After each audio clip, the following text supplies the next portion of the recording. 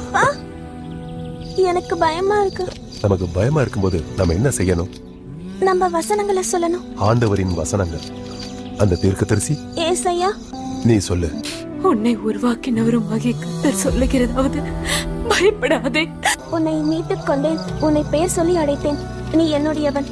நீ என்னுடையவன். சரியா சொன்ன.